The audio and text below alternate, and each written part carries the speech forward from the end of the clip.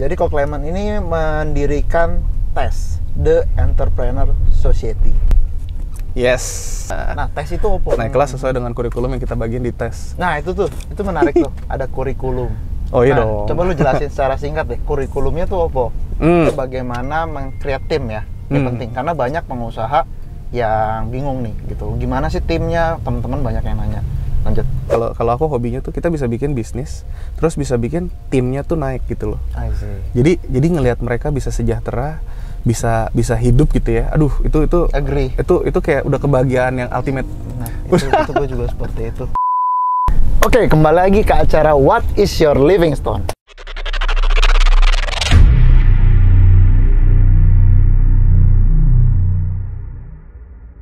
Video ini disponsori oleh My Fashion Grocer. Jual pakaian, ya ambil di pabriknya. Download aplikasi My Fashion Grocer sekarang juga. Kali ini saya mengundang satu narasumber yang sudah tidak asing lagi. Lu udah pasti tahu, kalian udah pasti tahu. Orangnya botak. Siapa dia? Kita lihat ya. Halo. Waduh. Bambang ganteng. Kabar? Baik bro. Gimana Om Ded? Nih, oke nih. Oke. Siap. Aduh. Om Deddy loh, kok kamu yang dateng ya? Ini Dedi versi gede. Dia udah gede. Oh iya. Kalau disuntik hormon Dedi kayak gini. Apa nih? Aku mau diapain nih? Gak apa-apain sih. Aku tegang. Oh no. Bukanya. Oh ya, buka. Oke, benar. Aduh, gimana Mas Bro?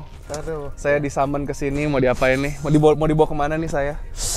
Muter-muter aja. Oke. Banyak yang belum tahu kok Clement ini siapa. Oke. Mungkin ini profilnya ya. Oke, udah lihat ya profilnya. Jadi kok Clement ini mendirikan TES, The Entrepreneur Society. Yes. Nah, TES itu apa? Itu komunitas pengusaha. Jadi di Entrepreneur Society itu sebenarnya saya punya impian ya, karena saya kan udah lama ngerantau di luar negeri tuh dari 2003 sampai 2015. Di luar negeri tuh banyak komunitas di mana kita tuh bisa saling dukung, bisa saling kolaborasi, bisa saling berbagi di sana, dan tanpa adanya apa ya, maksudnya kayak kalau di Indonesia tuh saya ngeliat masih belum ada tuh yang seperti itu. Jadi justru saya bangun supaya visi misinya mempersatukan Indonesia tanpa diskriminasi sara, dan yang kedua tuh mensejahterakan rakyatnya melalui pengembangan ilmu, edukasi, inspirasi dan ilmu dalam dunia kewirausahaan lah intinya. Jadi tujuannya tuh kalau Indonesia mau maju, sebenarnya Indonesia tuh negara yang sangat kaya. Betul. Dari Sabang sampai Merauke ya. Cuman kalau benar-benar mau maju, itu tuh harus bisa kita bergandengan tangan, berkolaborasi gitu. Jadi gimana caranya supaya kita tuh bisa, ini mungkin ngikutin dengan pemuka ya, namanya Dalai Lama. Oke. Dia bilang kita tuh perlu menciptakan sebuah gerakan spiritualitas baru.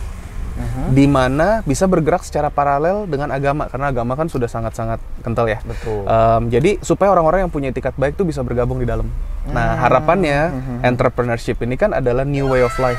Asik. Iya. Jadi karena memang dari dulu kan kita diajarin kan kerja kan. Nah, ini jadi way of life gitu. I see. Justru komunitas ini dibuat dengan ada beberapa, saya bagikan pengalaman saya, ilmu dari apa yang udah pernah dikerjain dulu ya. Kita bikin ada kurikulum dasarnya, itu yang bikin supaya teman-teman bisa ikut ngumpul, dan saya bagiinnya secara lebih banyak dari dulu tuh gratis gitu loh. Dan ada konten-konten di YouTube, ada di mana di sosial media, di buku gitu ya.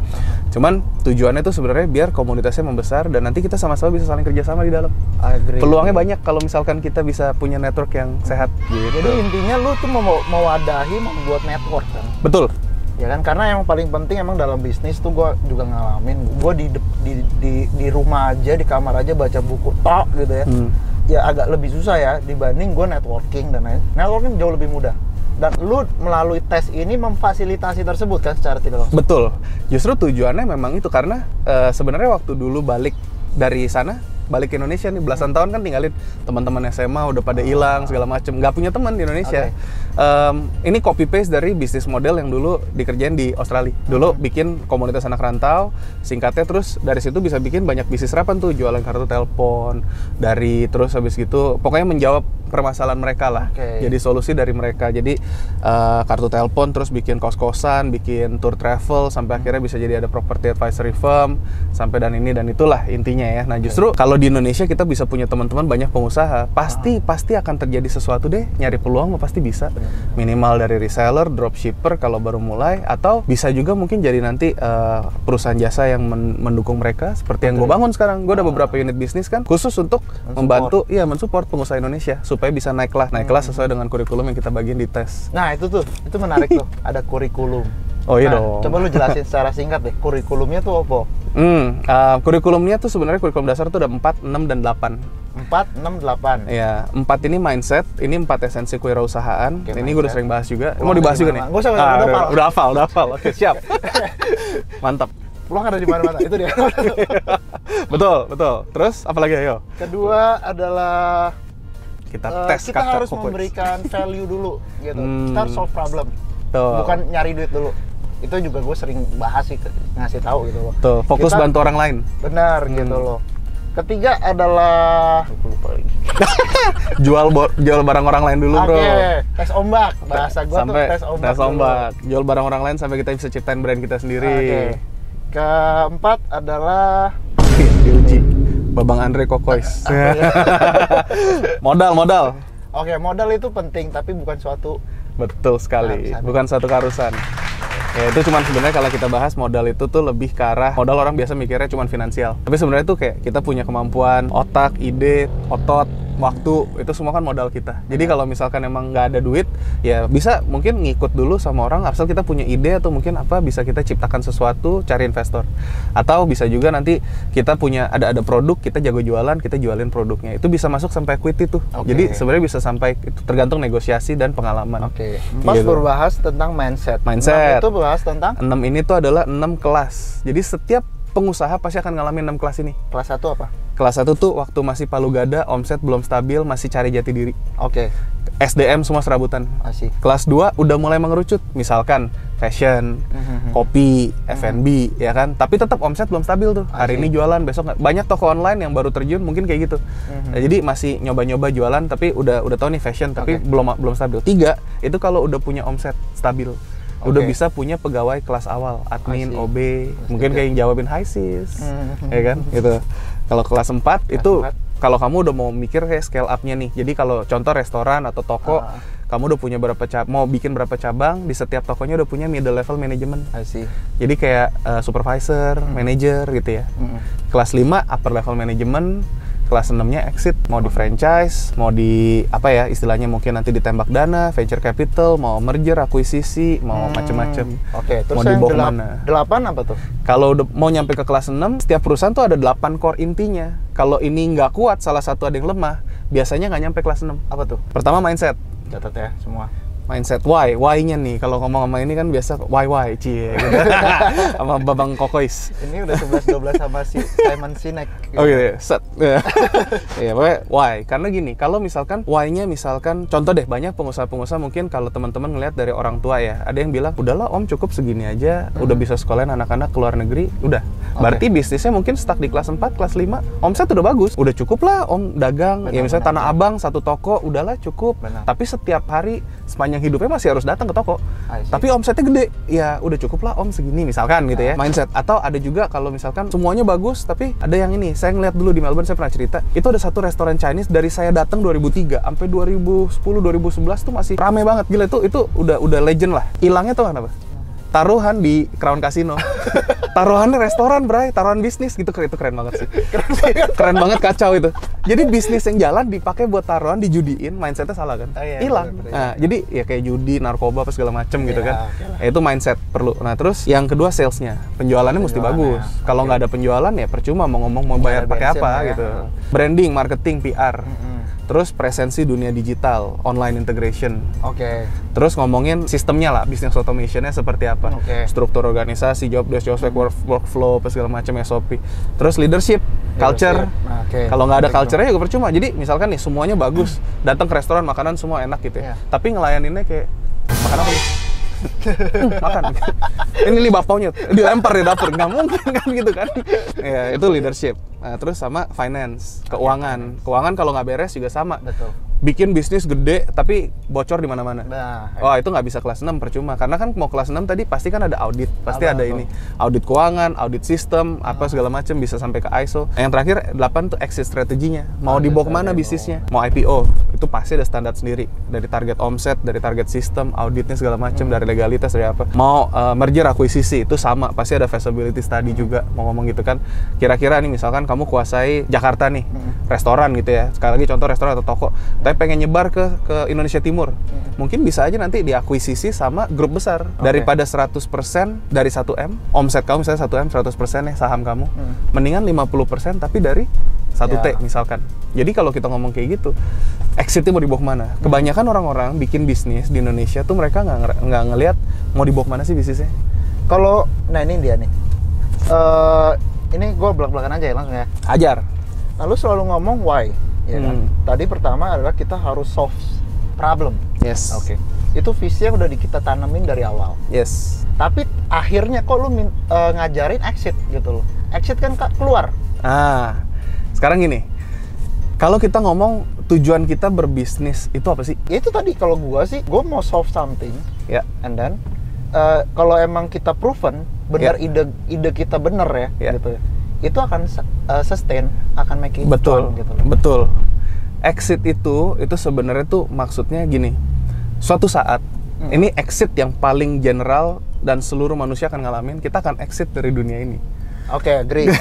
Nah, kalau kita nggak bikin exit strateginya, biasanya gini, kebanyakan teman-teman dari Melbourne dulu, banyak anak-anak yang nggak mau balik ke Indonesia karena mereka nggak mau nerusin usaha orang tuanya. Oke. Ada istilahnya ciong lah, ada istilahnya nggak cocok lah, ada yang ribut apa segala macam. Dan di Entrepreneur Society semenjak dia berdiri dari 2017, kita juga, aku banyak mentorship personal, teman-teman datang ke kantor, mentorship segala macam. Ada yang cerita bisnis second generation sama papahnya argumen lah apa segala macam. Akhirnya papanya nggak bisa percaya anaknya atau gimana dan sebaliknya. Ya pokoknya banyak isu seperti. Kalau misalnya kita ngomong kita punya bisnis, kita bikin nih, kalau misalkan nanti punya keturunan pasti kita pengen warisin dong. Kita bakal exit dari dunia ini. Betul. Nah, kita ngomongin itu berarti nanti succession plan-nya seperti apa. Kalau perusahaan-perusahaan besar, mereka tuh udah IPO, mereka udah bikin saham. Warisin sahamnya. Anaknya nggak perlu dipaksa untuk nerusin. Agree. Tapi sistem sudah ada yang jalan. Mungkin nanti anaknya akan nerusin, tapi mereka harus kerja dulu dari bawah. Mesti tahu dong. Betul. Dari groundwork-nya. Jadi kalau disebut dengan exit tadi, itu sebenarnya adalah succession plan-nya seperti apa. Oke. Gitu. Kita ngomong value perusahaan, kita ngomong arah bisnis yang mau dibawa kemana. Karena kalau nggak, kesian nanti anak-anaknya gitu loh. Mungkin katanya, kalau kata-katanya kalau exit menurut gue kurang tepat kali. Harus dicari yang lebih bagus tuh. Succession plan. Itu lebih keren. Boleh. Gitu kalau aku hobinya tuh kita bisa bikin bisnis, terus bisa bikin timnya tuh naik gitu loh. I see. Jadi ngelihat mereka bisa sejahtera, bisa hidup gitu ya. Aduh, itu agree. Itu kayak udah kebahagiaan yang ultimate. Nah, itu gue juga seperti itu. Iyalah. Soalnya gimana ya? Maksudnya kalau kita ngomong perusahaan-perusahaan besar, konglomerasi, mereka tuh selalu memperlakukan manusianya tuh penting gitu loh. Agree. Dan ya itu yang pengen aku coba kalau misalnya gini, mungkin kalau mau ngomong impact seluruh Indonesia tuh terlalu luas kita ngomong. Minimal dari bisnisnya kita dulu, terus dari komunitas kita, terus dari pegawai, dari para anggota komunitasnya, terus sampai ke keluarganya mereka, itu kan akan nyebar sendiri tuh. Benar. Arahnya ke sana sih. Jadi value-value yang ditanamkan tuh ya kita harus nggak, kadang-kadang kalau ngelihat mungkin banyak pengusaha yang masih cutting corners ya istilahnya, apa gajinya di bawah UMR segala macam. Mungkin perlu atau enggak, tapi tetap kalau itu haknya mereka harus dikasih sih. Tugasnya kita sebagai pengusaha ya cari cuan lebih gede lagi. Benar. Gitu. Jadi sebenarnya ini juga masuk sih sistem seperti ini ya, kayak misalnya gua sama si Ko Clement ini sepakat bahwa tim gitu ya. Gue selalu nyebutnya tim, bukan karyawan, bukan anak buah. Yes. Tim, gitu loh. Sama. Ya kan, karena emang benar-benar kita manusia itu makhluk sosial, kita makhluk kelompok. Nggak ada yang Superman, itu cuma di DC Comic. Ya kan? Dan sekarang kita harus bikin struktur organisasi itu agile organization namanya, termnya itu. Yes. Jadi bagaimana kita bikinnya ring bentuknya, bukan struktural kaki, wah ini kesini gitu. Ya. Jadi kita alur komunikasinya lebih lancar gitu loh. Nah, tapi ada plus minus. Agile itu ketika ada positif itu akan nyebarnya cepat. Tapi ketika ada virus negatif di dalam, nyebarnya juga cepat gitu loh. plus minus. Dan itu makanya kanker harus di-cut duluan tuh. Benar. Nah itu dia sebagai leader, tugas kita adalah meng-cut yang virusnya. Ada lah, maksudnya walaupun kita ngelihat nih contoh kayak kan kita kan ngebangunnya ada tim ya, tim kita 20-an orang. Itu juga kayak kalau ada momen-momen di mana mungkin nanti di antara mereka ada pembicaraan segala macam. Pasti ada. Itu sebenarnya tuh satu kita mesti jelas dulu visi misi. Kalau mau fight bareng ayo, kalau nggak ya udah deh, mendingan nggak usah. Kan jodoh tim. Ini judulnya ini kita lagi bahas tentang bagaimana meng-create tim ya. Ini penting karena banyak pengusaha yang bingung nih gitu. Gimana sih timnya? Teman-teman banyak yang nanya. Lanjut. Ya, jadi kalau dari kita, saya kan selalu bawa visi misinya.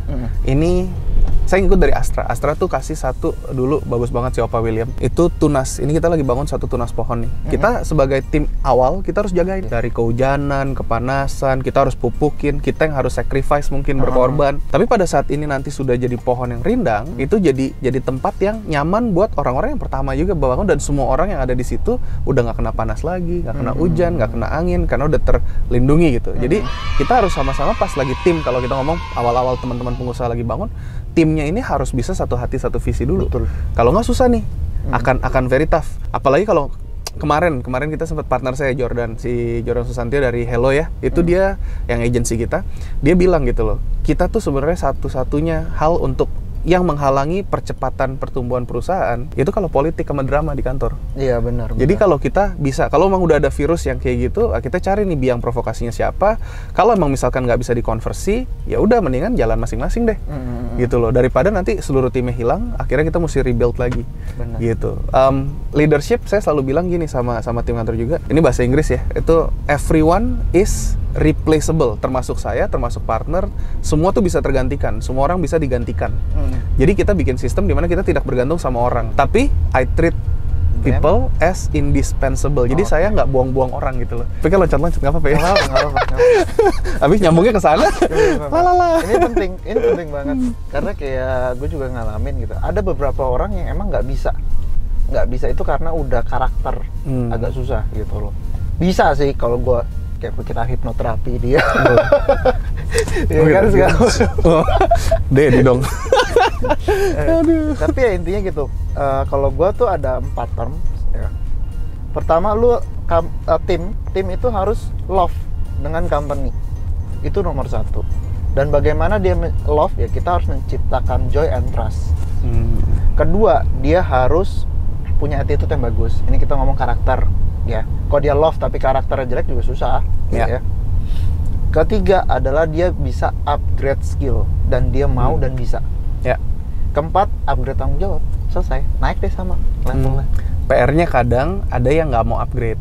Nah, itu ngerasa udah nyaman di level itu, ya itu nanti ya berarti kalau kita nggak bisa istilahnya kasih mindsetnya ya mereka akan stuck.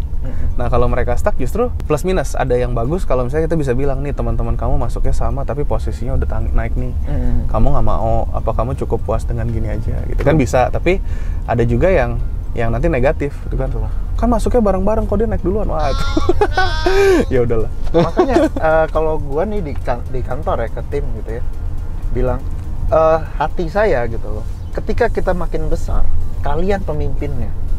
Mau kalian lulusan SMP ke SD ke bodo amat gitu, yang penting 4 itu bisa, pasti kalian punya tanggung jawab bisa mimpin gitu loh. Betul.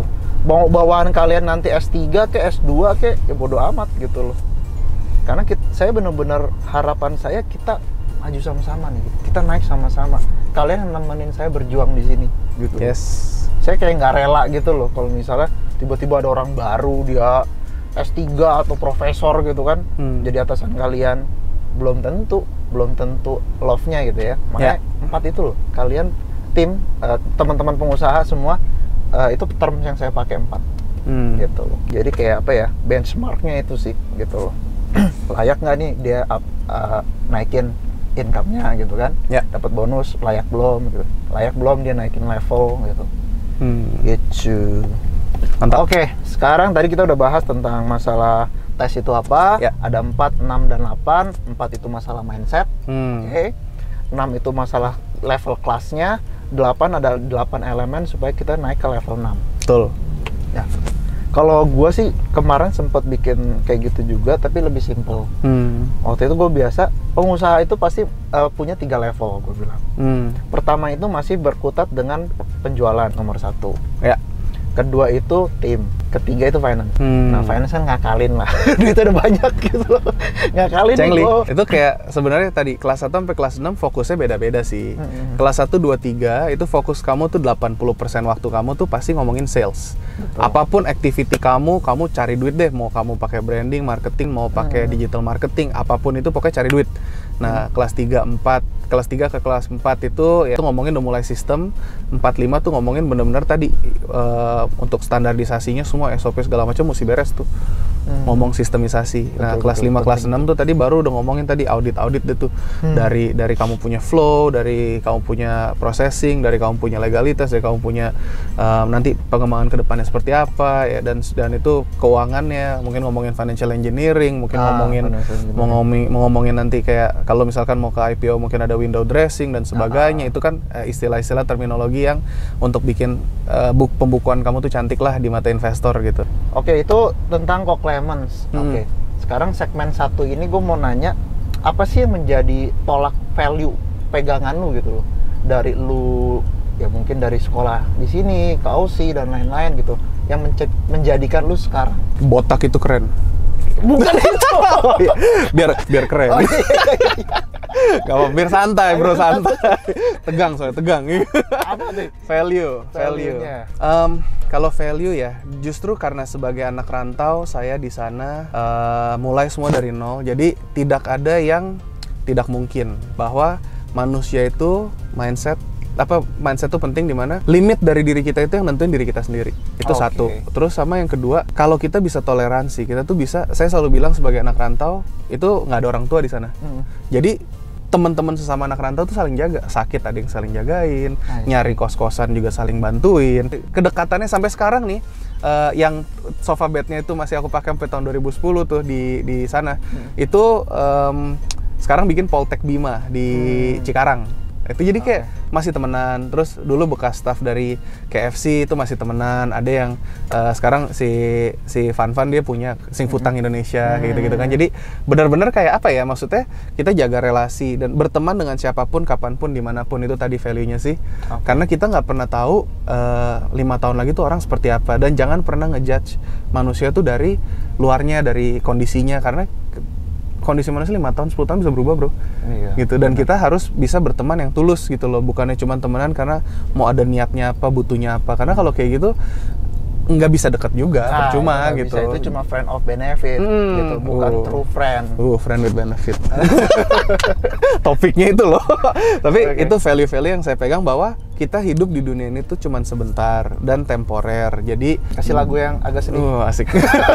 Jadi kita hidup di dunia ini tuh cuman sebentar dan temporer. Jadi jangan buang-buang waktu gitu ya. Maksudnya jangan takut untuk mencoba. Gagal tuh nggak berarti kita mati ya. Worst case scenario-nya apa? Coba dipikirin dulu kalau mau nyoba sesuatu. Jadi yang penting kita tuh gini loh, hidupnya tuh tanpa penyesalan deh intinya. Kalau emang mau coba. Banyak culture di Asia itu yang saya dapat nih, kita tuh dididik, papa mama juga termasuk, kamu sekolah, kuliah tinggi-tinggi gitu ya, nilai bagus, terus habis itu cari kerjaan, terus habis gitu kerjaannya bagus, berkarir. Apakah hanya itu aja hidup? Ada temen dari The Entrepreneur Society ini, anak muda, itu saya mentorin dari umur 17-18 ya, dia bikin teenlead.com, namanya Dira. Itu pas baru lulus SMA, dia kuliah lanjut ke Singapura. Di situ juga dia cerita gitu loh. Dia bilang katanya di sini dia belajar hal baru untuk minimal manajemen keuangan. Awalnya tadi masih minta uang jajan, sekarang dia kerja sampingan. Dari kerja sampingan udah bisa bikin duit sendiri, ngerasain value uang seperti apa. Yang kayak gitu-gitu tuh mahal gitu. Jadi itu kita hidup nih, kalau yang saya bilang dari value ini, kita hidup cuman temporer. Experience everything, bukan berarti terus kita jahat sama orang. Kita harus bangun relasinya tadi tuh yang positif. Nama baik itu penting. Oke, jadi gua rangkum ada 3 ya. Siap. 3 value. Pertama itu coba aja dulu, jangan lu nggak coba gitu ya kan. Yes. Ini sama sih sama video gue sebelumnya nih, namanya value. Value-nya apa ya, coba aja dulu. Kalau misalnya kita nggak coba, kita nggak tahu gitu. Betul. Kan, benar. Jadi ada satu quote-nya bapaknya Bruce Wayne. Widih. Ini kayak demen komik nih. Gue koleksi dulu. Ya kan? Dia ngomong, Bruce, kenapa kita jatuh? Iya kan? Supaya kita belajar untuk bangkit lagi. Betul. Betul banget, Bro. Kedua adalah berteman dengan siapa aja, tulus, ya kan? Karena gue yakin ketika kita tulus, kita memberikan benih baik, kita akan menuai yang baik. Tapi kalau lu ada judgement jelek-jelek gitu, ya itu akan balik ke lu, gitu ya. Ketiga adalah tadi apa? Tadi gue ngomong 3 apa ya? Tada. Udah gitu ya, coba aja dulu. Ntar di rewind aja. Kayak kira-kira ini segmen 1, semoga menjadi berkat untuk kalian gitu ya. Pengen sebelum ending boleh kasih pertanyaan nggak buat Kakak Andre? Jadi saya dulu pernah gondrong, pernah nyoba gondrong, pernah coba botak. Kak Andre pernah coba botak loh? Gak bercanda. Maaf, hostnya gue akalin. Segmen 2 kita akan ngebahas tips dari Ko Clement untuk membuild bisnis. Jangan FOMO gitu. Bagaimana menghindari bisnis yang FOMO-FOMOan gitu ya. Fear of missing out, ikut-ikutan lah gitu ya. Dengan bisnis apa yang kita punya strength-nya. Itu di segmen 2. Oke?